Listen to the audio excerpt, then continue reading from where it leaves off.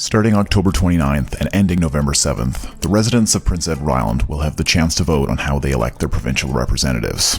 This is a quick guide to the 5 electoral systems they will be ranking. Number 5, first past the post, used in PEI, Canada, and way too many other places. Voters pick a candidate, the candidate with the most votes wins. Its pros are, it's simple, and voters get a local representative. Its cons are that the system typically can only support 2 parties in the long run. For third-party candidates to win, they need to beat both of the dominant players. When anything is supplied by only 2 providers, quality goes down. Politics is no different. First past the post locks out competition. Number 4, preferential voting. Used in Australia. Voters rank candidates in order of preference. Its pros, it's more expressive than first past the post. Allowing voters to rank their preference is better than just putting an X. Its cons, it has most of the downsides of first past the post, plus it's more complicated. Number 3, first past the post plus leaders. It's identical to first past the post, except that it grants a seat to any party leader whose party receives more than 10% of the vote. The pros are smaller parties get thrown a bone.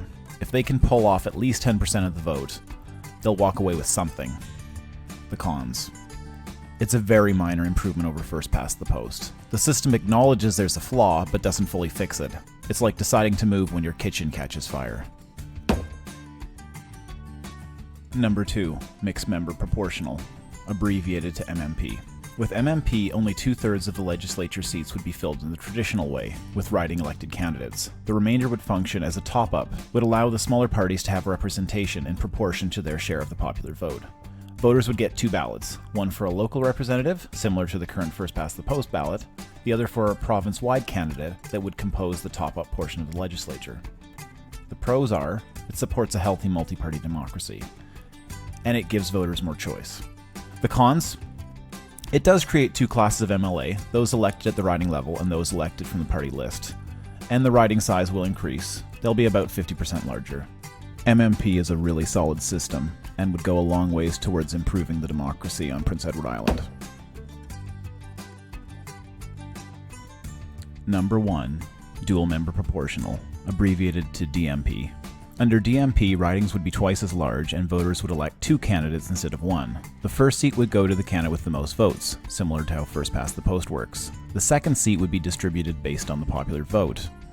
It's similar to MMP in that there are seats set aside to help top up the smaller parties, except the top-up seats are now paired with the traditional seats. And yes, that means the legislature would have 28 seats instead of 27. The pros. It supports a healthy multi-party democracy. Plus, there's only one type of MLA. Everyone is elected from the riding level. The cons? Well, the ridings will be twice as big, but even then, you'll have 2 representatives to choose from. DMP is also a great system and would really help improve the quality of democracy in Prince Edward Island. You don't need to rank all the options. The main thing is to rank the 2 best, dual-member proportional and mixed-member proportional, as your top 2.